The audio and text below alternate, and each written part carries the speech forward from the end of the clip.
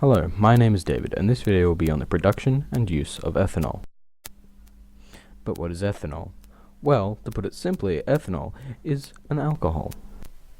And yes, when I say alcohol, I do mean the kind of thing which you would find in a Jack Daniels, for example. However, ethanol has found a far greater use than just being another alcoholic beverage. In fact, ethanol is now being used as a component in fuel. So then what process must ethanol go through for it to be able to be used in a car? For that matter, where does ethanol come from to begin with? Well, ethanol originally comes from the refinery of sucrose within biomass. By biomass, I mean plant life, such as corn and sugarcane.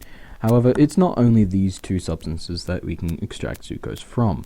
Another example would be wood chippings, for example. Sucrose can be extracted from a lot of plant life. It's not just these few different examples. As such, I'm just going to focus on the process which they use for sugarcane. So the first thing which they do with the sugarcane is they put it through a process known as crushing. Now, this produces two products. One is sucrose juice, which will be used throughout the rest of the process, and the other one is another byproduct, which is not used through the rest of the process, although its main use is for heating. Okay, so sucrose juice is basically a mixture of sucrose and water, so then the next step is to extract the sucrose only out from the sucrose juice. Once this is done, we're left with the sucrose molasses, or pure sucrose. So with the sucrose molasses, the next step is to put it in acid. Now, the acid is designed to get rid of all the bacteria that may still be in the sucrose. The reason they do this is because if the bacteria is left there, instead of fermenting, it will turn the whole thing into vinegar, basically.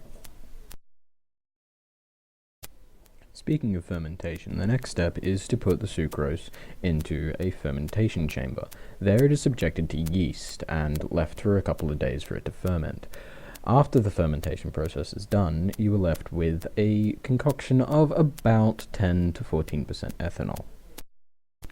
Now, we don't just want 10 to 14% ethanol, we want 100, or at least as close to 100% ethanol as we can get. So the next step is to put it through a distillation process. This process involves the heating of the mixture until the ethanol evaporates.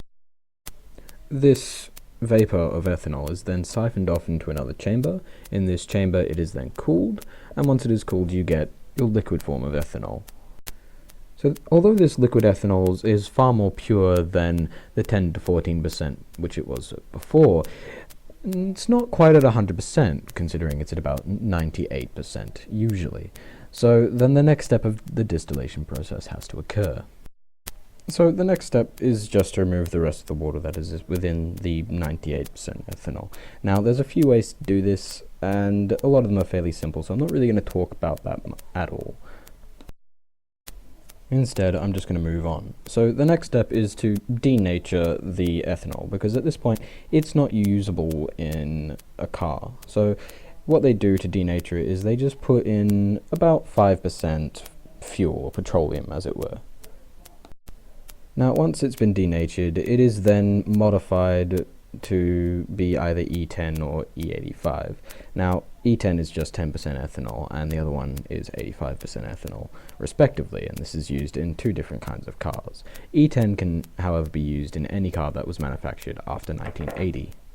In regards to the fermentation process, or at least the chemistry of it, what happens is the yeast will produce an enzyme which breaks down the sucrose into its glucose and fructose parts, which are then broken down even further into ethanol. Created using Powtoon.